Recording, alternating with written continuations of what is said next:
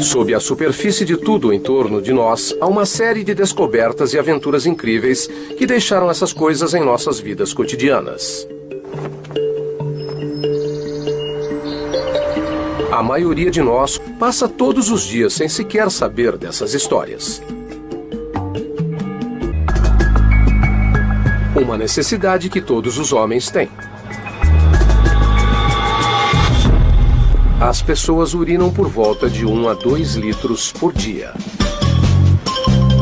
Fechado para almoço. Os antigos romanos usavam urina para limpar manchas de gordura e para curtir couro. A urina era uma indústria tão grande que por volta de 60 d.C., o imperador Nero criou um imposto sobre ela. Na maior parte da história do homem, quando ele sentia vontade, ele ia, onde quer que estivesse. O que explica por que muitas cidades antigas tinham tantas doenças e um cheiro ruim. Um fato com o qual milhões de pessoas aprenderam a conviver até uma invenção mudar tudo.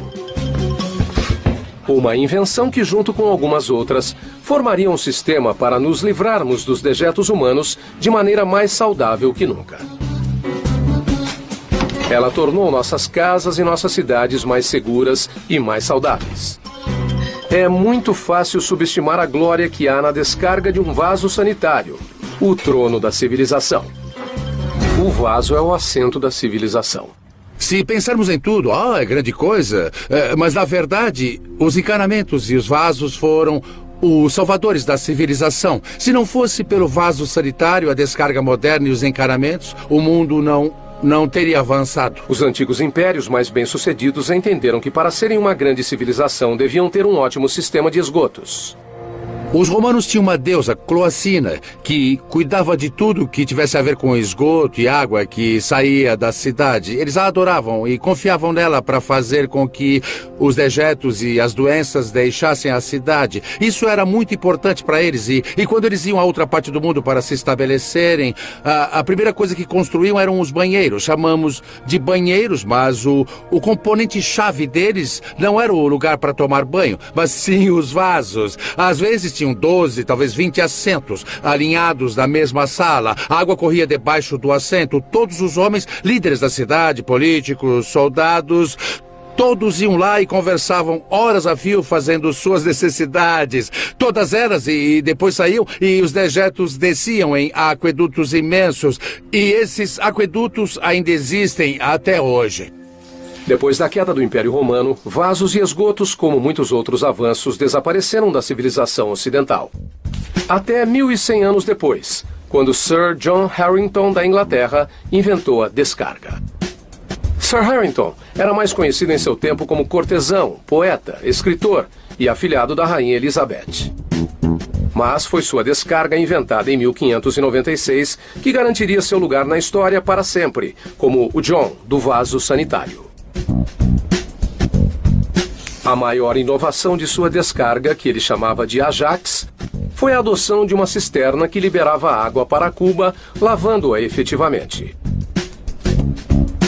O projeto de Harington evoluiria diretamente para o vaso que usamos hoje. Mas, por seu projeto não incluir planos sobre o que fazer com o que era lavado, as pessoas trataram sua invenção como uma piada. Elas ficavam contentes em fazer como sempre fizeram, jogando seus dejetos pela janela.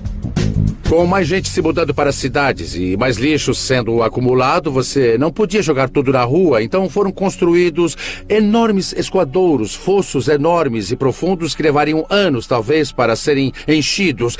Um dia encheram, transbordaram e os coletores de dejetos, homens que iam tirar tudo da rua, também foram encarregados de esvaziar esses fossos. Era um trabalho insuportável, eles recebiam o triplo do salário normal, mas não valia a pena. Eles trabalhavam em equipes de 4. O homem do buraco, o homem da corda e 2 despejadores. O homem do buraco tinha o papel principal. Primeiro, ele se preparava para a provação que ia encarar. Depois, cuidadosamente descia até as profundezas do fosso. Quando posicionado, ele retirava os dejetos e os colocava num balde. A seguir, o homem da corda subia o balde. e passava aos despejadores, que ficavam de prontidão. Rapazes! Os despejadores cuidadosamente levavam os baldes para um carrinho e viravam o excremento grosso e fedido.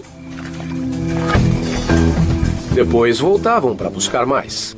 Os dejetos eram removidos e o buraco ficava mais fundo. A distância para subir os baldes aumentava. Então o homem da corda tinha que ter muita atenção, ou pagaria um preço bem alto. Não é surpresa que ser coletor de dejetos era um dos trabalhos mais bem pagos que um homem comum podia ter na Londres do século XVIII.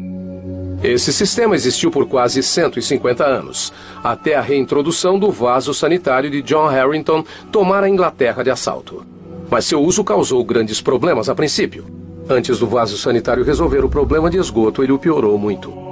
O problema era que, ao mesmo tempo que os coletores de dejetos faziam esse ótimo trabalho, mais e mais pessoas se mudavam para as cidades e eles não conseguiam manter o ritmo. Às vezes, acabavam jogando os restos na drenagem das águas da chuva, nas canaletas que tinham construído antes, mas elas não eram equipadas para lidar com a quantidade de esgoto e a quantidade de lixo que havia. Em Londres, durante o século XIX, as coisas ficaram tão ruins que o parlamento parou de funcionar.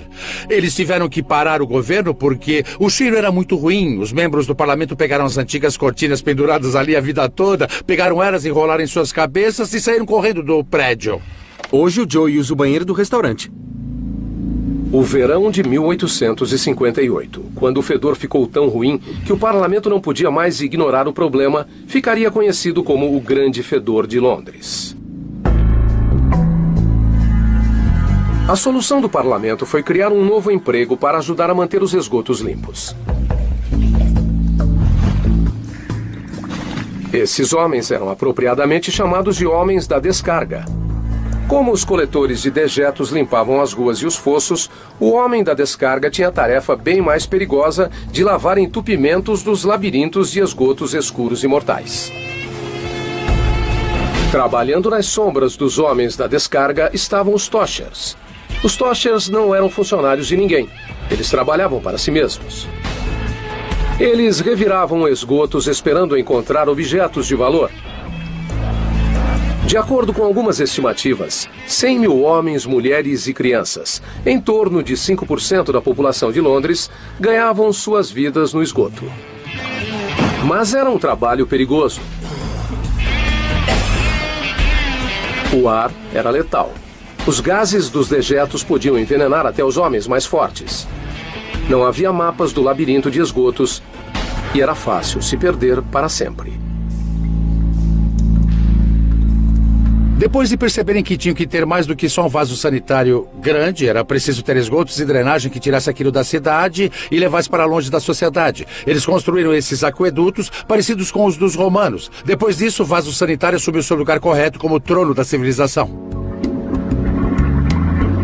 Hoje, uma descarga do vaso sanitário manda os dejetos para uma série complexa de esgotos e para longe da sua casa. Então, podemos dar descarga o quanto quisermos e ninguém precisa descer por um buraco. O corpo de Joe se livrou dos fluidos desnecessários e agora ele pode se concentrar em enchê-lo novamente num restaurante.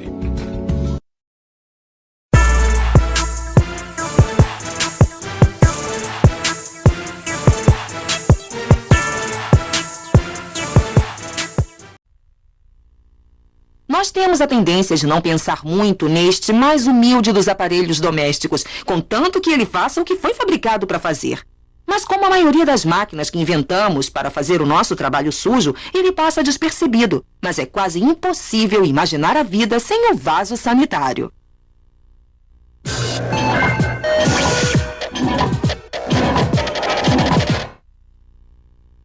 Os primeiros banheiros públicos apareceram na Roma Antiga quando o imperador Vespasiano construiu latrinas. Tais mictórios públicos ficaram largamente conhecidos como Vespasianos em 1840. Em 1775, a invenção do sistema de descarga sanitária à água criou vasos sanitários de que, certo modo, lembram o que temos hoje. A válvula e o sifão foram acrescentados em 1784 e a fonte séptica em 1896.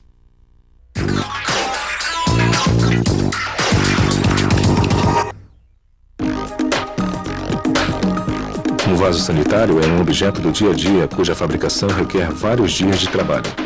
Ela envolve a montagem de vários moldes chamados ferramentas. Cada novo produto requer o desenho de um molde mestre de gesso, do qual será produzida uma ferramenta plástica. Depois ela será usada para criar duplicatas em gesso usadas como moldes de produção.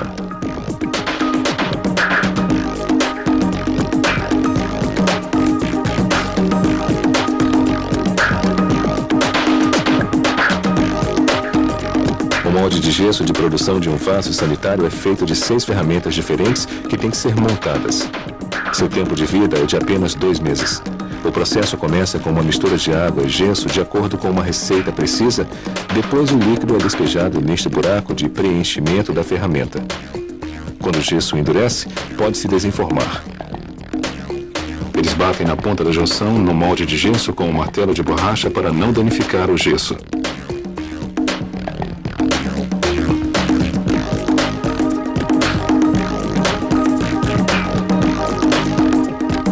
As peças são montadas delicadamente.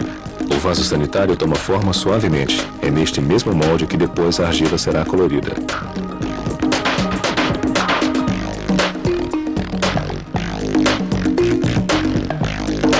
Depois são instaladas tiras de tensão. Pequenos blocos são inseridos entre o molde e a tira para aumentar a tensão. O molde logo será preenchido com líquido e assim é evitada qualquer distorção. Aqui uma nova receita está sendo preparada. Desta vez é uma pasta, um composto de argila e sílica. Esta preparação é espalhada por mais de 48 horas.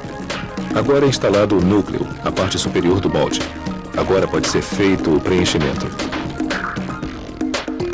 Este tubo de cobre de distribuição, ligado ao tanque contendo a pasta, permite o preenchimento de vários moldes por vez. É preciso cerca de 20 kg da mistura por molde de bacia. Depois de 1 hora, a pasta atinge a espessura de 1 centímetro. A tampa é puxada para permitir que o excesso de pasta saia. Agora é possível desenformar a peça ainda frágil. A pasta mais espessa é usada para colar as 2 peças.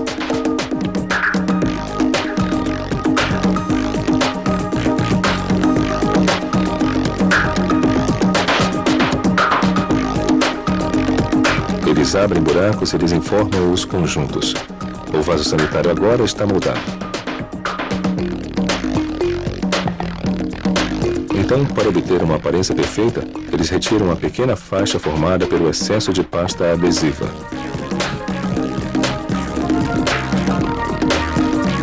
O vaso sanitário é secado ao ar por 36 horas e depois em um secador a ar quente por 12 horas. O acabamento tem que ser impecável. A superfície é cuidadosamente lixada para que fique perfeitamente lisa. Um aspirador de pó suga o pó. Depois, com um jato de ar comprimido, o pó e os detritos são retirados. As bacias são pintadas à mão em uma sala especial.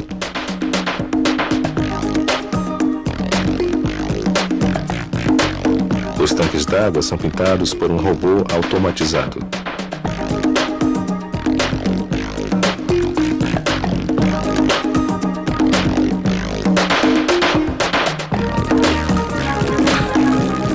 Este carrinho leva as diferentes peças para o estágio final de fabricação, o cozimento.